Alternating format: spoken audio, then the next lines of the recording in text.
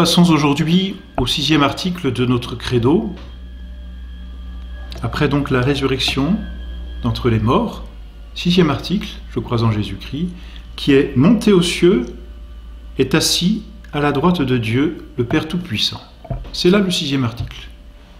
Jésus-Christ est monté aux cieux, est assis à la droite de Dieu, le Père Tout-Puissant.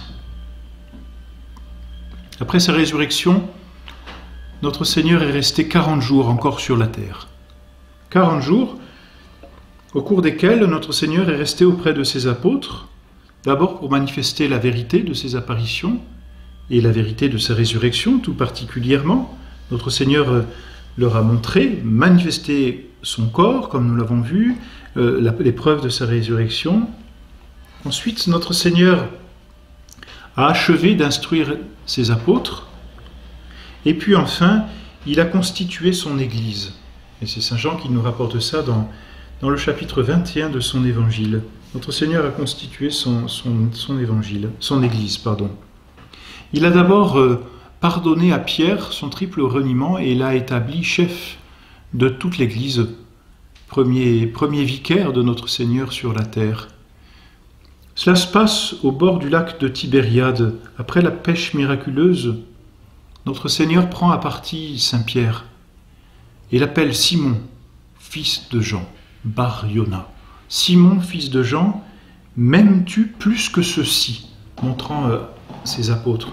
Car on sait que Saint-Pierre était l'apôtre qui aimait le mieux notre Seigneur. Simon, fils de Jean, donc, m'aimes-tu plus que ceux-ci? Et Saint-Pierre répond, oui Seigneur.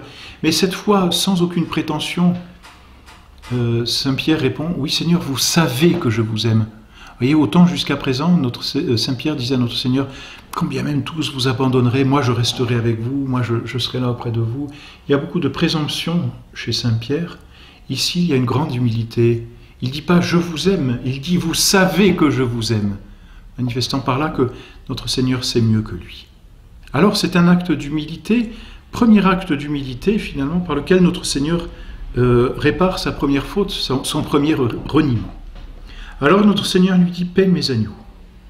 À nouveau encore, notre Seigneur dit « Pierre, m'aimes-tu plus que ceci ?» « Oui, Seigneur, répond-il, vous savez que je vous aime. » Et il fait la même réponse, et notre Seigneur lui redit la même chose une deuxième fois, réparant par là le deuxième reniement, « Paie mes agneaux. » Une troisième fois, notre Seigneur l'interroge, « Simon, fils de Jean, m'aimes-tu » Et Pierre s'affligea, dit l'Évangile, c'est Saint Jean, je crois, qui nous le rapporte, Pierre s'affligea de ce que Jésus lui avait dit une troisième fois, « M'aimes-tu » Et il lui répondit, « Seigneur, vous connaissez toutes choses, vous savez que je vous aime. » Et notre Seigneur, Saint-Pierre, manifeste bien que ce qu'il dit, il le dit pas uniquement de son propre fond. La vérité qu'il veut dire, il veut la dire en accord avec celle de notre Seigneur, qui est toute vérité. Donc, ce que je vous aime, vous savez quelle est la mesure. Mon amour, vous le connaissez mieux que moi, et vous savez quelle en est la mesure. Et notre Seigneur lui dit, paie mes brebis, cette fois. Et par là, notre Seigneur lui manifeste qu'il sera le pasteur des agneaux et le pasteur des brebis, c'est-à-dire le pasteur dans l'Église des fidèles et le pasteur des pasteurs. Saint-Pierre et à sa suite le pape, et non pas simplement le pasteur des fidèles, en collège avec tous les autres évêques, il est aussi le pasteur des évêques, c'est-à-dire qu'il a une autorité qui dépasse l'autorité des évêques. Il a une autorité supérieure à celle des évêques, et par là, il a une autorité suprême. Ainsi donc, notre Seigneur, dans cette apparition, par une triple confession d'amour, une triple protestation d'amour, donne à Saint-Pierre l'occasion de réparer son triple reniement, et par là aussi lui affirme le pouvoir qu'il a dans l'Église.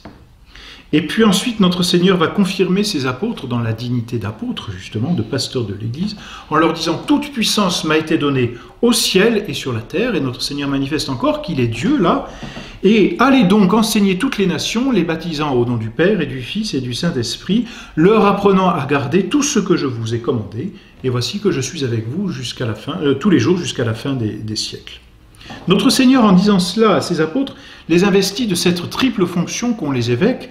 D'abord, la fonction d'enseigner la vérité, aller enseigner les nations, Voilà.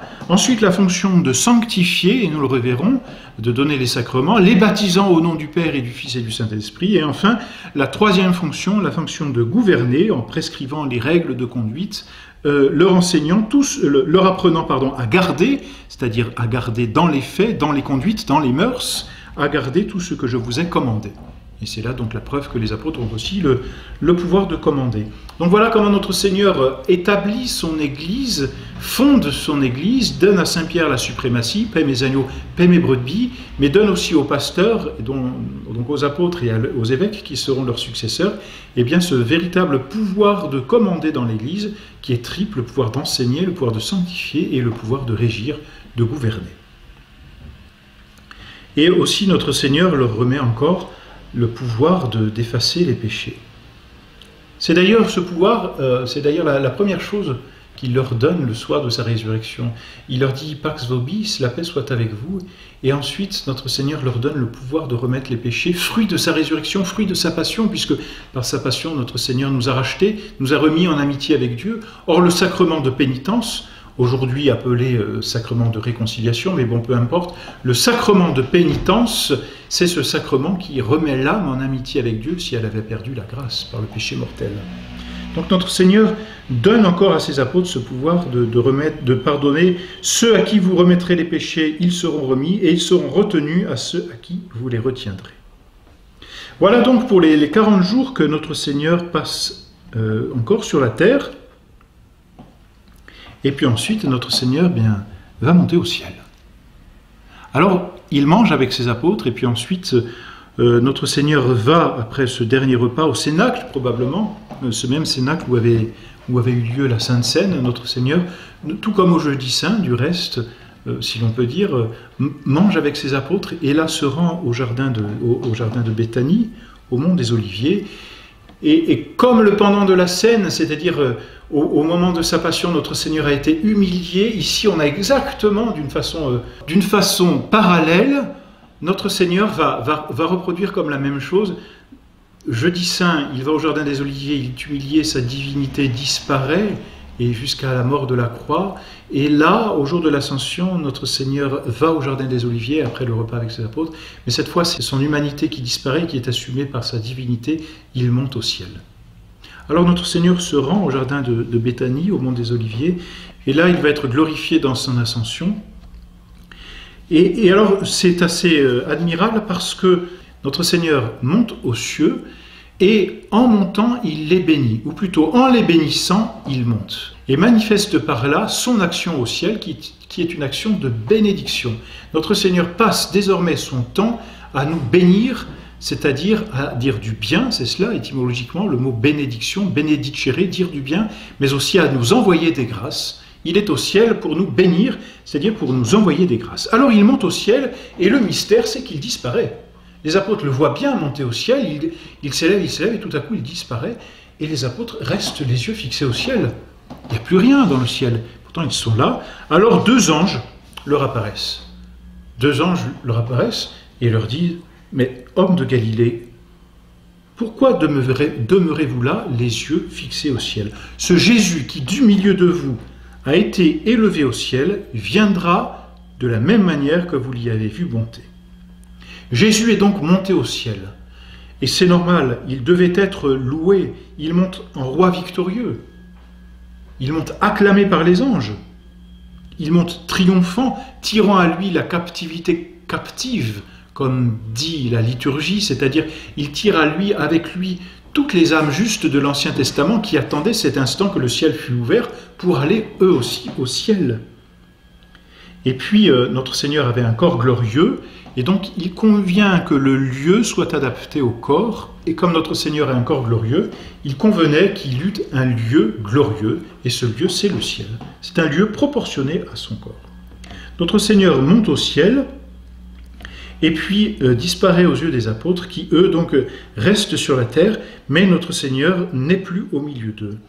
Il est au ciel pour ouvrir aux hommes le ciel qui n'y était fermé par le péché. Il est au ciel pour nous envoyer le Saint-Esprit. Il est au ciel pour intercéder pour nous auprès du Père. Notre Seigneur donc continue au ciel d'avoir une véritable action pour nous. Et, dit l'article de notre credo, il monte, est monté aux cieux, est assis à la droite de Dieu le Père Tout-Puissant.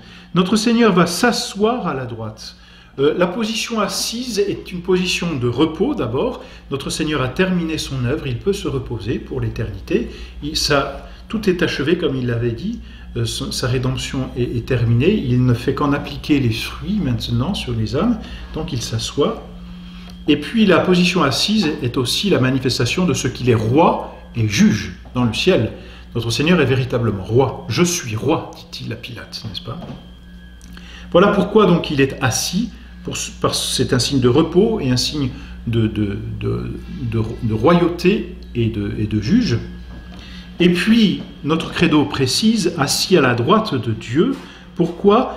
Pour manifester qu'en tant que Dieu, il est l'égal de Dieu, et puis pour exalter sa nature humaine, puisque son humanité est supérieure à toute créature, supérieure à tout ce qui a pu être créé sur la terre, nous l'avons dit dans le mystère de l'incarnation.